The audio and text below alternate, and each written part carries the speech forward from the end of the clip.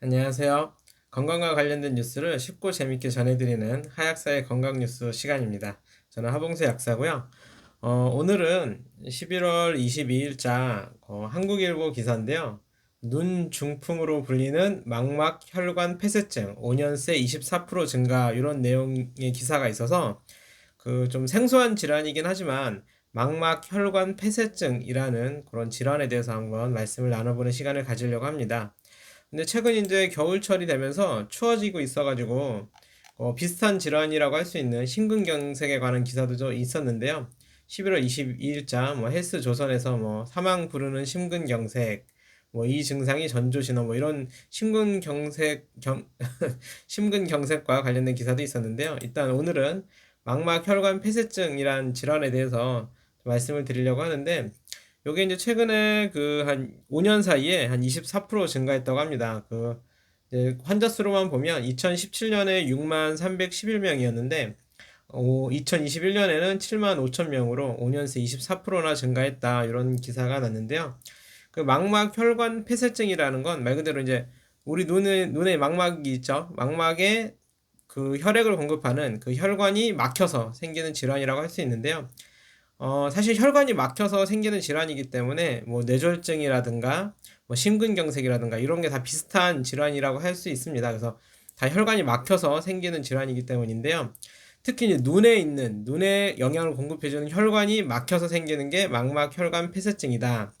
근데 이제 어떤 혈관이 막히느냐가 또 그 피해의 정도를 가늠하겠죠. 뭐 말단에 조금만 혈관이 막혔으면 뭐 크게 그 피해도 작을 테고 그렇지만 가장 심각한 질환은 이제 실질적으로 동맥 그 눈에 그 혈액을 공급하는 가장 중요한 그 심장에서 내보내는 큰 동맥 혈관이 막혔을 때가 가장 이제 심각하다고 해요. 그래서 그거를 망막 중심 동맥 폐쇄증이라고 하는데 그거 말 그대로 이제 말단에 있는 조그만 혈관이 좀 막혔으면 그 부위만 좀 손상이 되고 그렇겠지만 눈 전체의 혈액 눈 전체에 영향을 공급하는 동맥이 딱 막혀버리면 그 눈 자체가 시력을 상실할 수도 있고 특히나 뭐 2시간 내에 치료를 받지 않으면 그 시력이 상실될 수도 있다고 해요. 그래서 그 동맥이 막히는 경우는 심각한 질환이라고 할 수 있고 근데 그거는 뇌졸중이나 뭐 심근경색도 마찬가지죠.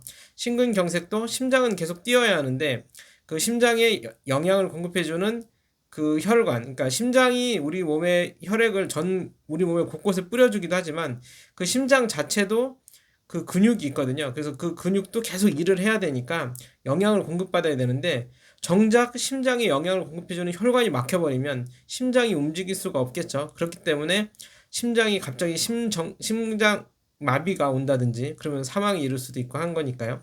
그리고 뇌졸중도 마찬가지로 뇌 혈관에 막혀버려서 뇌도 계속해서 우리가 생각을 하고 인지 기능이 있고 우리 몸에 활동을 해야 되는데 뇌 기능 혈관이 갑자기 막혀버려서 뇌가 기능을 제대로 못하면 뭐 식물인간이 될 수도 있고 굉장히 심각한 질환이 될 수가 있잖아요. 그런 것처럼 눈에 있는 혈관이 막혀버려서 생기는 질환이 바로 망막 혈관 폐쇄증이다라고 할 수 있겠죠. 그래서 그 물론 뭐 그 전조 증상이 있는 경우도 있다고 해요. 뭐 그 여기 보면 뭐 시야가 흐려지거나 좁아지거나 뭐 날파리가 막 날아다니는 것 같은 그런 비문증이 생길 수도 있는데 실질적으로 증상 없이 통증도 없이 갑자기 혈관이 막혀버려서 시력을 잃게 되는 경우도 있다고 합니다. 그래서 그 사실 조심하는 수밖에 없겠죠. 뭐 말 그대로 이제 뭐 심근경색이나 뭐 뇌졸중이나 다 마찬가지겠지만 뭐 그 말 그대로 혈액이 막혀서 생기는 질환이니까 혈액이 너무 찐득하지 않게 혈액순환이 잘 되도록 좀 관리를 해주셔야 되고 그리고 특히나 이제 가족 중에 이제 특히 뭐 남자는 55세 이하인데 심근경색이나 뭐 이런 게 가족 중에 있다고 하면 유전적 요인도 생각해 봐야 된다고 하더라고요. 여자는 65세 이하 그런 것처럼 가족 중에 뭐 심근경색이 있었던 분이라든지 아니면 근데 그 심근경색이나 뇌졸중이나 망막 혈관 폐쇄증이나 다 비슷하게 혈관이 막히는 질환이기 때문에 이 중에 하나라도 가족 중에 특히 젊은 나이에 이런 증상이 있었던 분들은 가족력을 좀 의심해 보셔야 될 수도 있지 않을까 생각이 듭니다. 그리고 뭐 가족 중에 누군 뇌졸중이 왔다고 해서 꼭 뇌졸중만 그 뭐 올 수 있는 게 아니고 혈관이 막히는 질환이 일단 있는 가족력이 있다면 그 뇌졸중이 있던 가족에서는 또 심근경색이 또 누군가 올 수도 있고 망막 혈관 폐쇄증이 또 올 수도 있고 하는 거기 때문에 그 어느 정도 가족 중에 이런 심혈관계 아니면 혈관계에 관련된 질환이 있으셨던 분은 좀 조심하셔야 되지 않을까 생각이 듭니다. 그래서 뭐 그 어느 정도 이런 거를 예방하는 방법도 뭐 사실 다 비슷합니다. 뇌졸중이나 뭐 심근경색이나 망막혈관 폐쇄증이나 다 이제 혈액순환을 잘 되게 하는 걸 목적으로 하는 예방법이라고 할 수 있죠. 뭐 흡연이나 뭐 음주를 줄이고 뭐 항산화 효과가 있는 뭐 과일이나 채소 많이 먹고 그리고 이제 뭐 돼지고기나 소고기보다는 뭐 그 닭고기라든지 생선류 많이 먹고 물론 이제 의약품에서도 그 아스피린이라든가 뭐그 오메가3 뭐 약은 아니지만 건강식품으로 오메가3 드시는 분들도 꽤 있죠. 그래서 그 아스피린 같은 경우도 이제 혈행을 또 좋게 해주는 효과가 있기 때문에 하루에 하나씩 뭐 꾸준히 드시는 분들도 있고 또 처방을 내시기도 하고요. 근데 이제 이런 혈액순환이 너무 잘 돼서 또 문제되는 건 없느냐?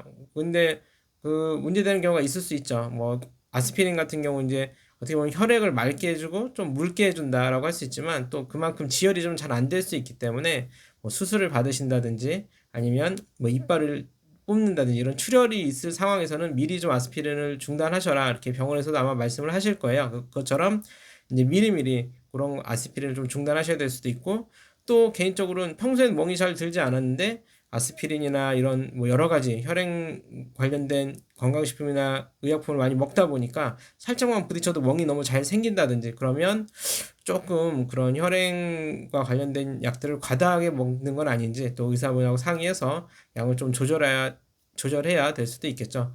어찌됐든 오늘은 굉장히 심각한 질환인 그 혈관과 관련된 질환을 좀 알아보는 시간을 가졌고요. 특히나 이 혈관과 관련된 질환이 무서운 점은 이 한 번 손상이 되면 그 회복이 굉장히 어렵다고 해요. 그래서 말 그대로 심장도 심근경색이나 뭐 협심증처럼 그 어느 정도 심혈관계 질환이 발생해서 특히 심근경색 같은 경우 좀 심하게 와서 그 심장의 근육들이 일부 손상이 되면 뭐 심부전 같은 추가적인 질환이 생길 수도 있고 또 심장 기능이 원활치 않으면 좀 그 어느 정도 건강에 좀 이상의 문제가 생길 수도 있고 뇌졸중도 마찬가지죠. 그 뇌혈관이 막혀서 뇌가 어느 정도 손상이 되면 말 그대로 뭐 중풍이라고 하듯이 뭐 몸을 움직이는 게 좀 부자연스러워질 수도 있고 인지 기능이나 여러 가지 뭐 뇌 기능이 떨어질 수도 있고 망막 혈관 폐쇄증 같은 경우도 이제 한번 혈관이 막혀서 그 망막이나 이런 시력이 손상되면 회복이 굉장히 어렵다고 합니다. 그렇기 때문에 이런 질환이 최대한 오지 않도록 막는 게 가장 좋고 한번 이런 걸로 손상되면 회복이 그만큼 어려우니까